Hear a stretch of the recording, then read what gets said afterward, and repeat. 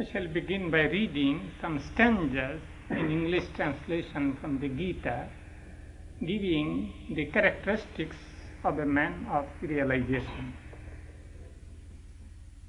Arjuna asks to Krishna, how can one identify a man who is firmly established and absorbed in Brahman?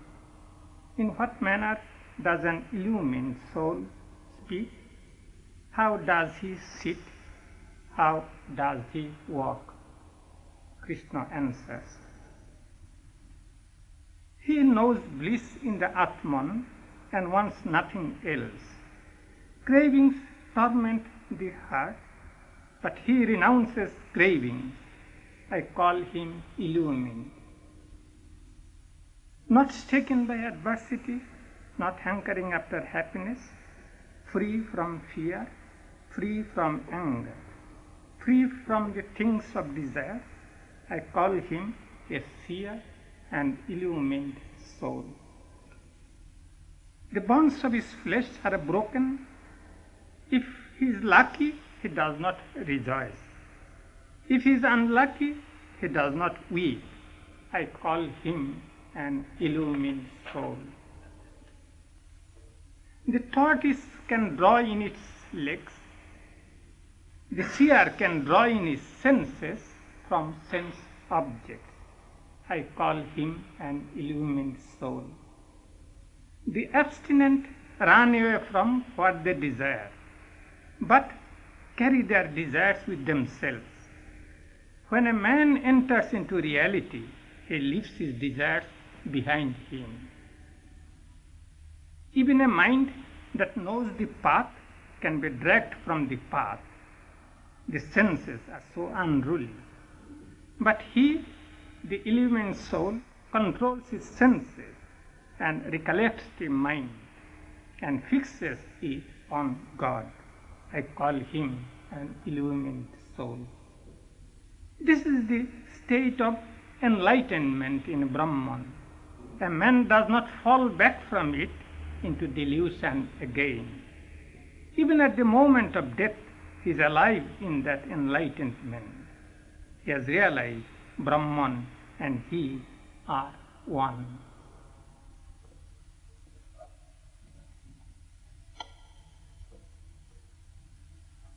The subject of our talk this morning is the Gita in daily life.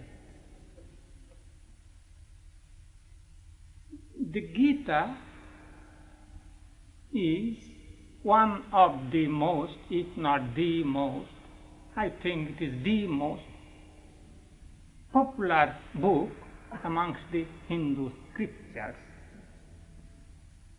So many editions of the Gita have come out. So many commentaries have been written for centuries.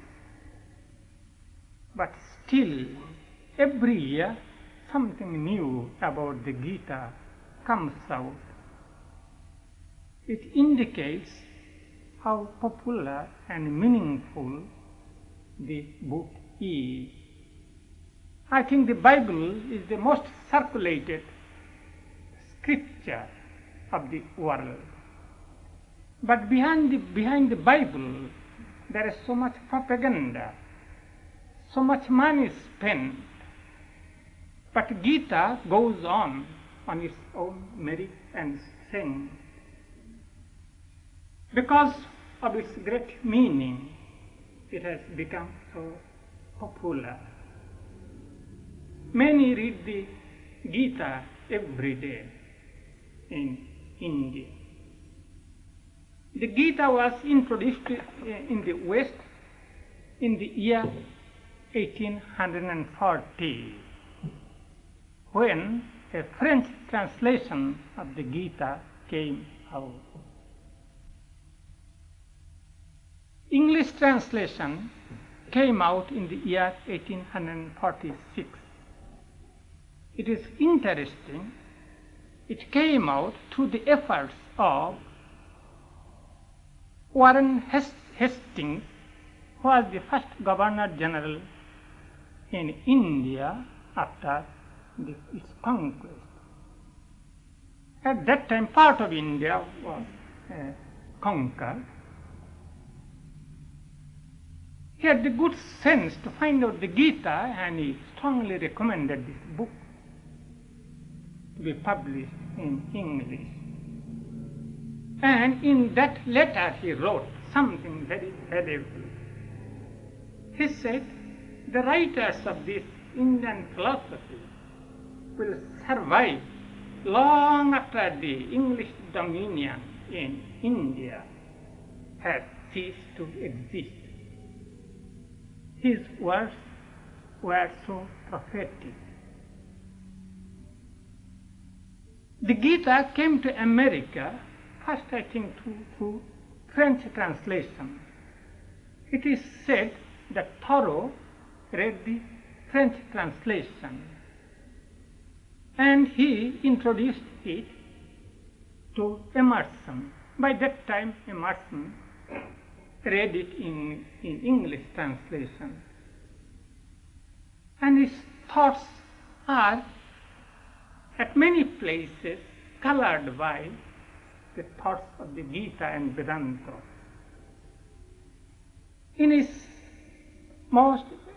very beautiful poem on Brahman, there is a stanza which is exactly the English translation of a stanza from the Gita, where it says, if the slayer think that he slays, and if the slain think that he is slain,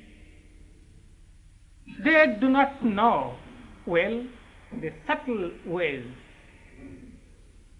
I keep and pass and turn again. That means the soul keeps always. They do not know the subtle ways I keep and pass and come, turn again. It seems that I am going away, but I am there.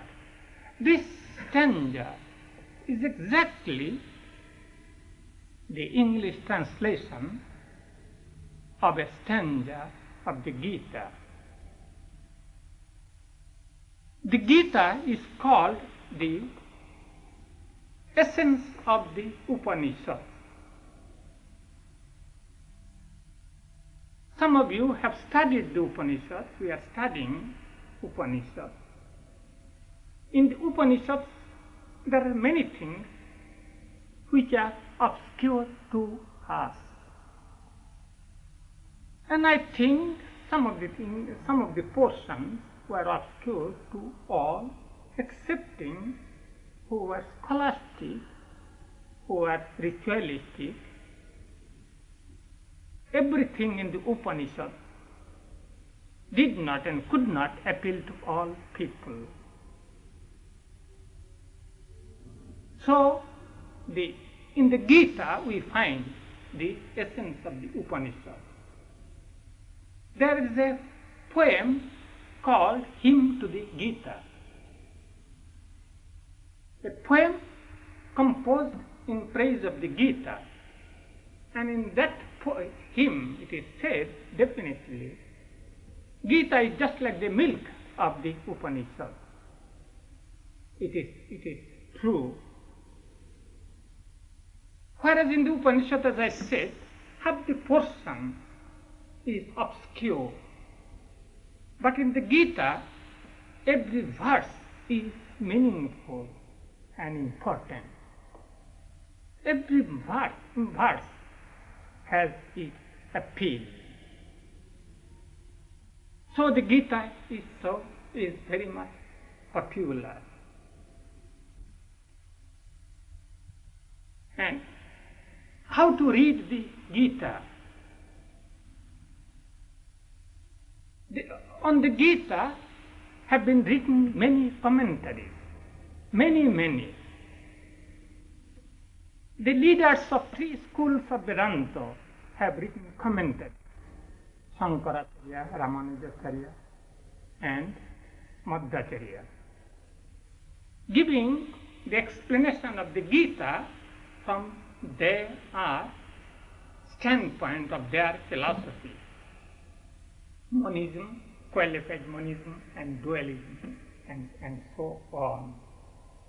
And there are many commentaries written afterwards. As when I say, almost every year some thing or other comes out, sometimes valuable, sometimes not so valuable. Once Swami Vivekananda asked one of his disciples, who was a great Sanskrit scholar, to give him, to explain something from the Gita, or asking him to give a discourse on the Gita. He was a Sanskrit scholar, as it happens. He began to quote Shankaracharya, Ramanujacharya, and so on. And Swami Vivekananda said, now I have heard what Shankaracharya has said, what Ramanujacharya has said, and what the scholars have said, but I want to know what you have to say. That is the most important thing. I think that is the most important thing with all scriptures. It is not what the theologians say. It is not what the scholars say, which will give us spiritual strength and sustenance. We read the scriptures not for our intellectual development so much. We read the scriptures for our spiritual strength and sustenance. That we do not get when we try to understand the Gita or any scripture through other commentaries. We must make our own commentary. That can be made when we go to the original verses and think for ourselves, especially in relation to our daily problems. If we do that, we shall find how meaningful the Gita is. If we read only from intellectual standpoint, the matter ends there. But Gita was not a book of philosophy, though there is plenty of philosophy in it. The Gita is a book of instruction, is a book of direction, how to live our life, how to develop our spiritual life. So, if you look to the Gita as a book of direction, direction should come directly to us. When we get a direction from a person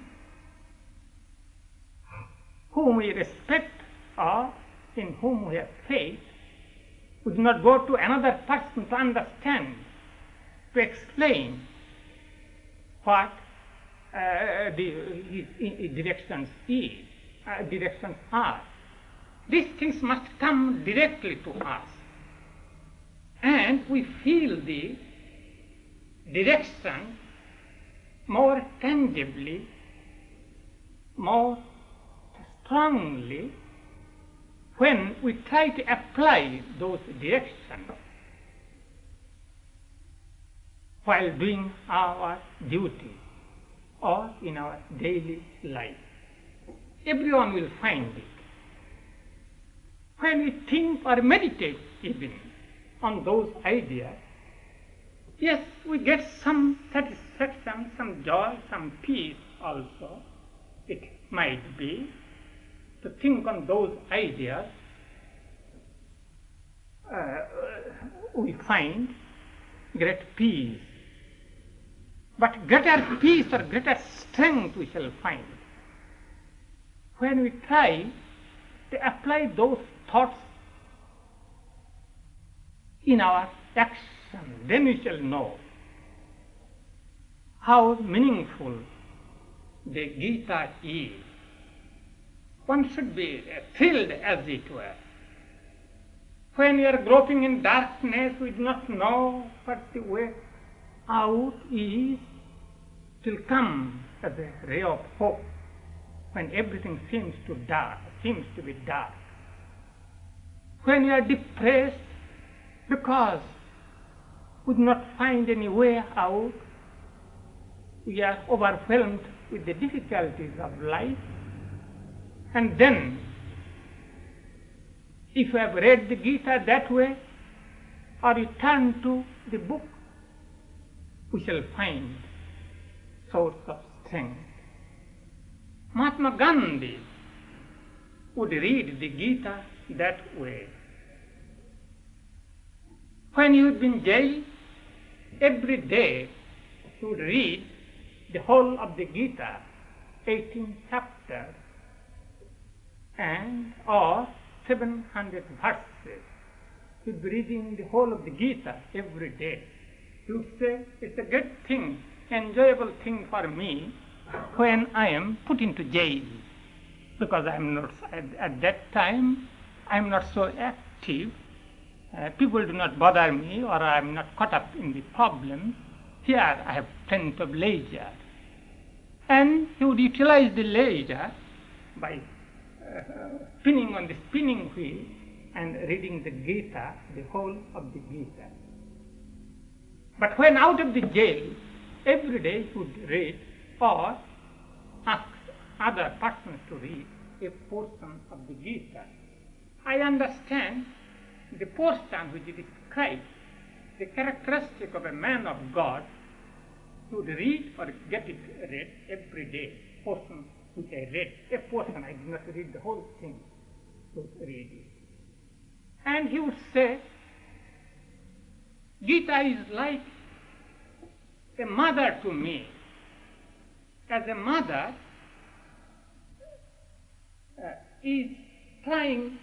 tries to be always helpful to her child, and mother never fails her children. In the same way, when I am in difficulty, I turn to the Gita, and Gita has never failed me. As a scholar, in times of difficulty, to understand a passage, turns to dictionary. In the same way, sometimes when problems become very, very great for me, I turn to the Gita to find out a solution. And the Gita has never failed me. It is so true. Some persons would say, orthodox people would say, Mahatma Gandhi is not a Sanskrit scholar and so on. His interpretations of the Gita are not correct. But I would say, what do you mean by interpretation?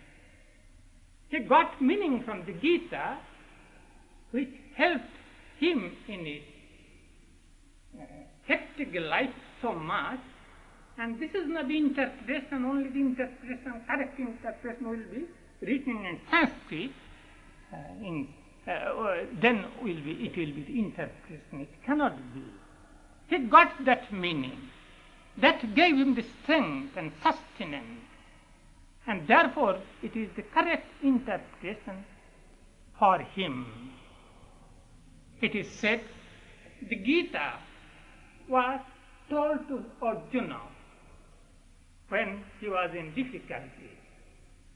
The same Gita is told to us in times of our difficulty, if we turn to this Gita, or if we know how to study the Gita. The Gita is a great human document. It was given, some of you know, in the battlefield. Upanishads were revealed in the forest retreat to the sages who went to quiet, solitary places to live intense spiritual life. But the Gita was given the message of the Gita was given right in the battlefield. The setting is so dramatic. Arjuna had an adversary, his cousin brother Duryodhana, who wanted to oust Arjuna and his brothers, there were 5 brothers, from their legitimate property. Duryodhana tried to exile him from his country and so on. They were quite virtuous, meek, humble. They tried all methods, negotiation, appeasing, all things they tried, but everything failed. But Arjuna was a great warrior, much stronger, much greater warrior than Duryodhana and his 99 brothers. There were 100 brothers. Arjuna and brothers were 5. So Arjuna was forced to come to the battlefield to settle the thing by a battle. There was no other remedy. And Arjuna had for his driver Krishna. Krishna is considered in India as an incarnation of God, or as you will say, God the Son in Christianity. What you call God the Son in India is called the incarnation of divinity. And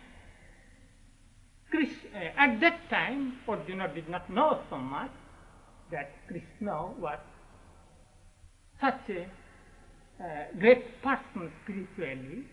He was his friend, and Krishna was his charioteer or chauffeur.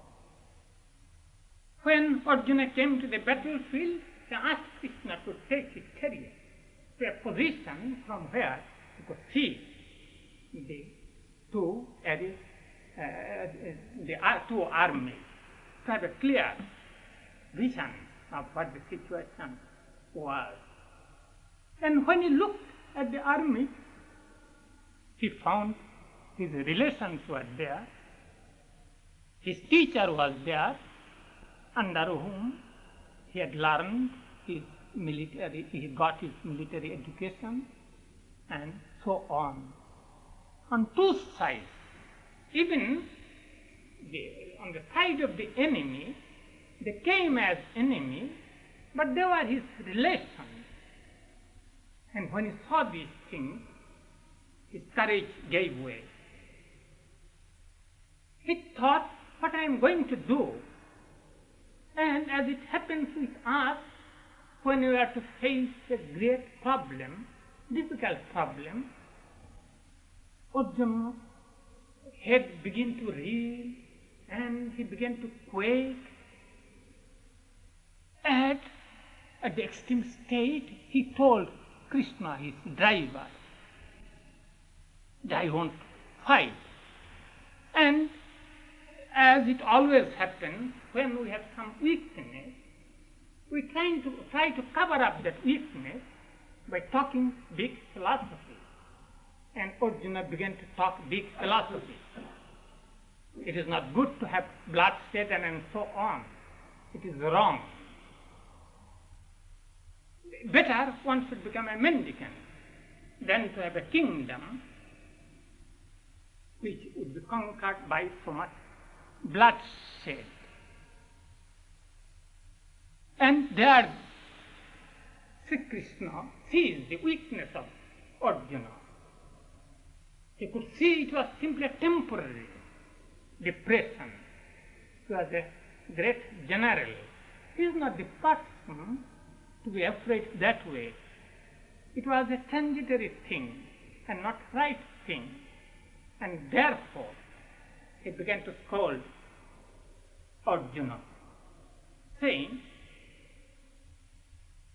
where could you have this faint-heartedness at the critical moment? It does not befit you. Give up this faint-heartedness and stand up and fight. Don't yield to unmanliness. Now here a great controversial problem arises. Whether Krishna supported bloodshed or whether the Gita supports war, battle and bloodshed.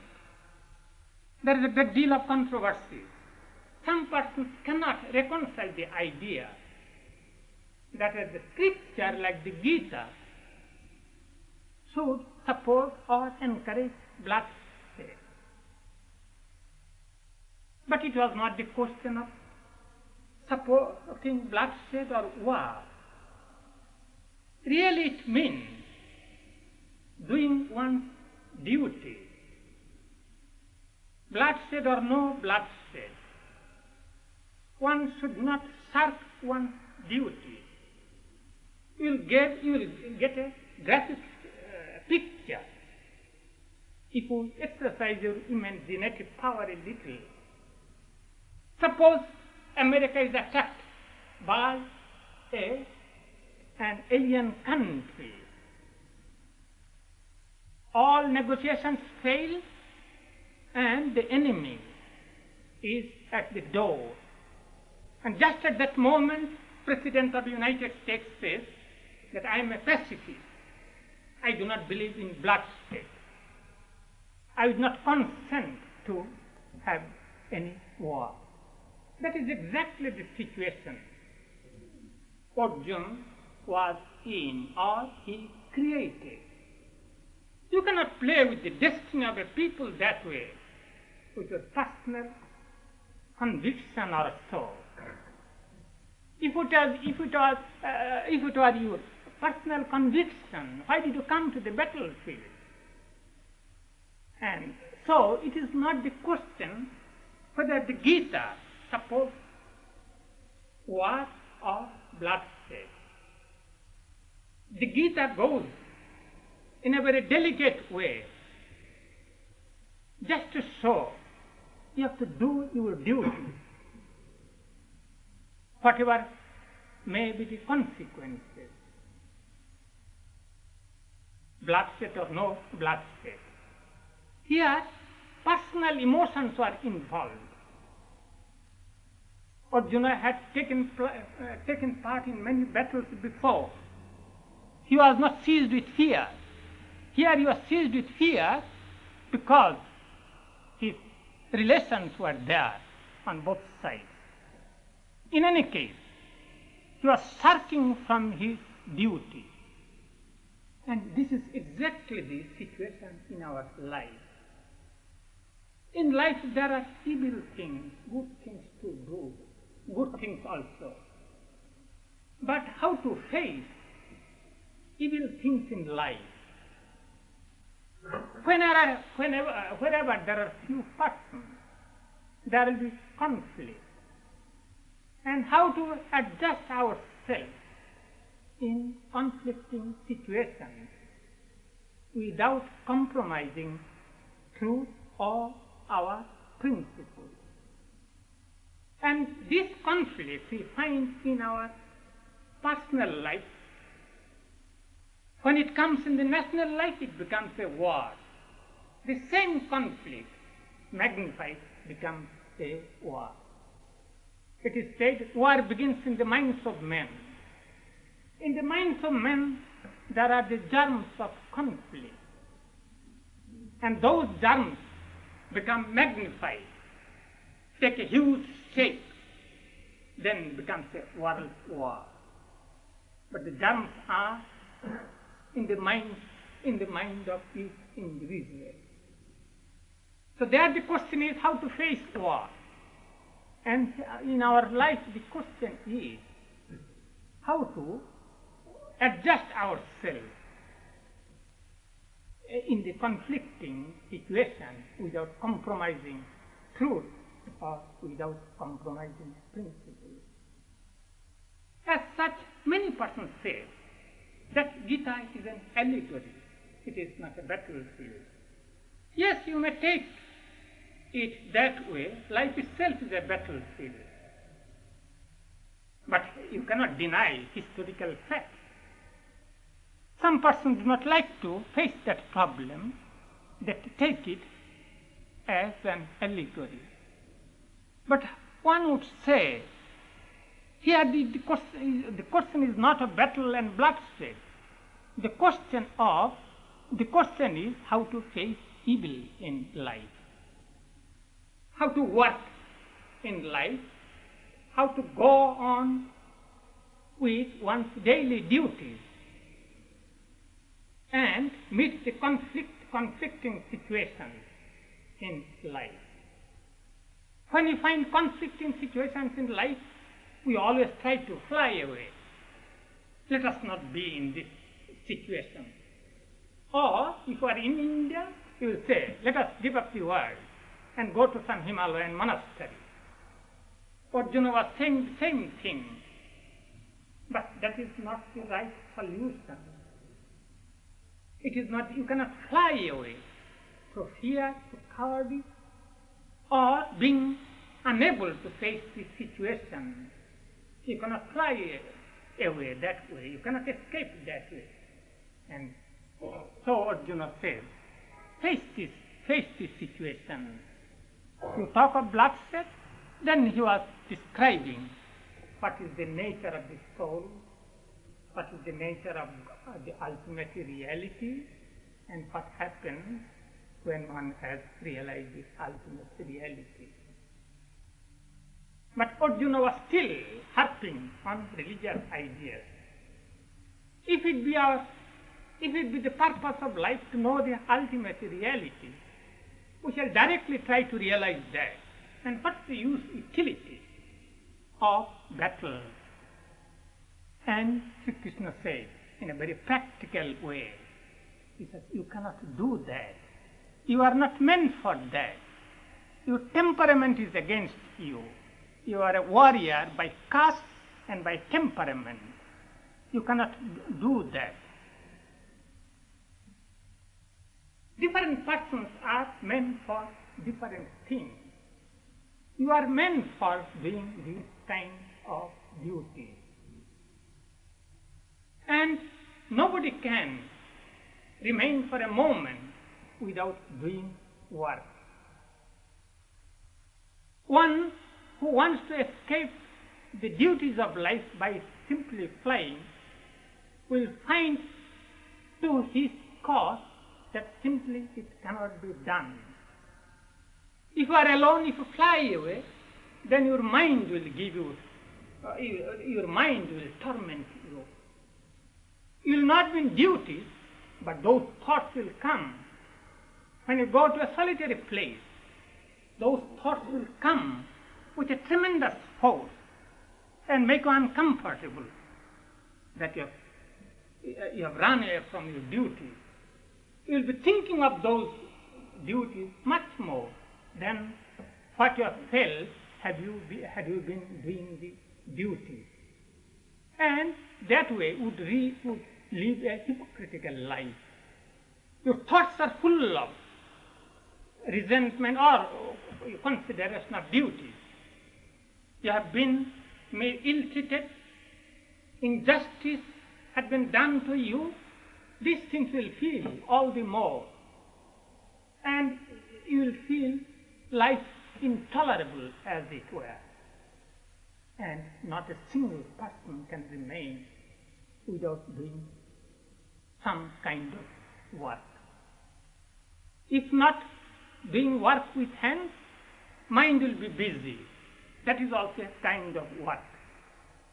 Therefore, always do your duty. Your temperament will force you to do work. Therefore, you do your duties. But the question arises, how to do these duties? It is not what we do, but how we do that counts in our spiritual life. It is said action without thought are worse than no action.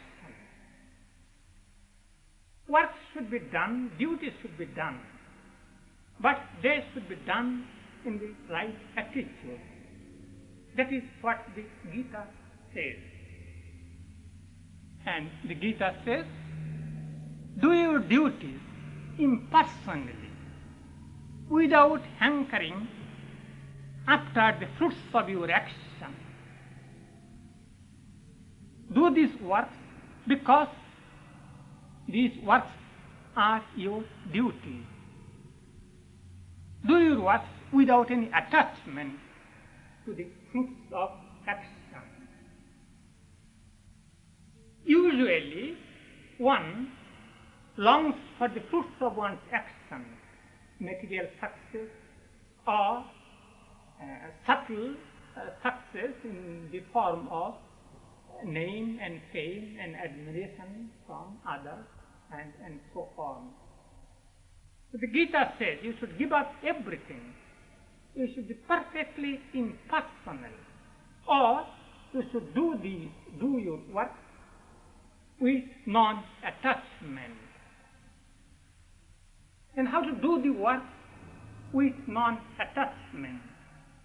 Some persons can do, but all will not be able to do work without any attachment, with non-attachment. One might not find the stimulus to work earnestly, but the Gita says always you should be doing your work, and in the most perfect way you should go. You should do your work. You cannot be lazy. You cannot do your work duties in a half-hearted way. It must be done in the most perfect way. And you should not care for the fruits of your action. That can become easier if we offer the fruits of action to God, or in other words, if we do our duty for the love of God as it were. Being a big drama, a cosmic drama is being played in the universe. We are also partners in that big drama conceived by God or played by God. So let us do our part for the love of God. Let us do our work with an idea that these acts are the acts of worship to God we are. That becomes a little more concrete. And the Gita says, when you do your work for the love of God, then no bondage, no evil will attach to you. Evil of karma. There will be no more bondage. Bondages will follow if you do your work for the love of God. When you want to have the fruits of your action, then you are caught. But when you do your work for the love of God, you get greater and greater freedom, liberation from the bondage of matter. So we become impersonal. In that way, ego becomes less and less. In the very action, ego becomes less and less. And the Gita gives details. What are the things to be considered while doing action? Do the actions, dedicated them to God with a spiritual motive.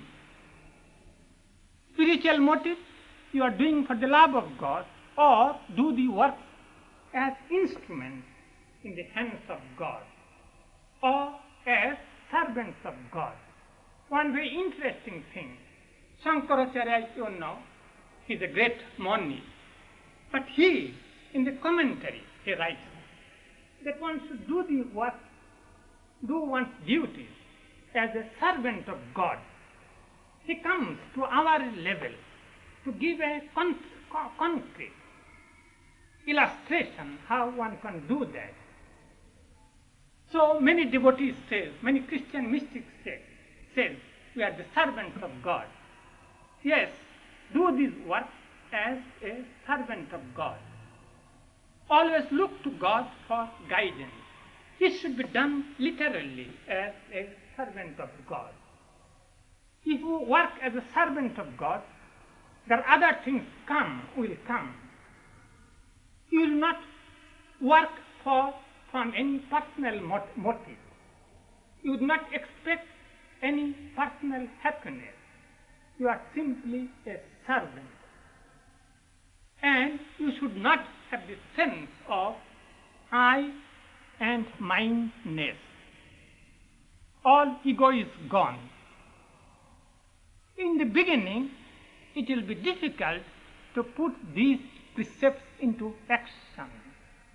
But as one begins to do, in the beginning one will fail, but afterwards one will succeed more and more, and one will get great peace and strength too. When you do your work impersonally, when you do any work for a cause, you will work much harder with greater joy. This is found in practical experiences. When you do for yourself with a selfish motive, you sink within yourself. You go into the prison house of yourself. But when you do any work for a cause, you come out in the open, you breathe fresh air, you find greater joy. And much more so, if you work for the love of God, then it becomes much more strengthening. So, the Gita's advice is, do your daily duties with such motives. In daily duties, will come into conflicting situations to find out what is right and what is wrong. With the best of your efforts, sometimes you will not be able to come to a decision what is right and what is wrong. According to the Gita, when you offer the fruits of all your actions to God, everything is right, everything will be right, even if an action is not absolutely right. With your efforts you could not find out what was right, but whatever you do with a dedication to God, fruits will be dedicated to God, and therefore no evil will attach to you. So the Gita says, when in this way dedicate every action to me, every action to God, and you do your action with a spiritual outlook in order to know God or develop your spiritual life, you will get great peace and you will realize God. It seems simple, the process, but you cannot do that. When you go to apply these principles into action, you will find a great deal of difficulties because the mind is not ready for it. Therefore, in 18 chapters of the Gita, many other directions are given how to develop love for God. Without developing love for God, you cannot do any work for the love of God. You cannot do that. How to develop love for God, how to develop willpower, how to strengthen the power of your mind, and so on. And as such, the Gita is so very important for us in our daily life. If you only turn to the Gita and try to follow the principles or what you understand to be right, and when you try to follow these things into practice, greater and greater strength is bound to come, and our actions will ultimately lead to that state which belongs to a man of God. That is the goal of the Gita. But the Gita starts at the battlefield. It might be actual battlefield, or it might be a battlefield of life. It gives us direction to us right where we are. Therefore the Gita is so valuable.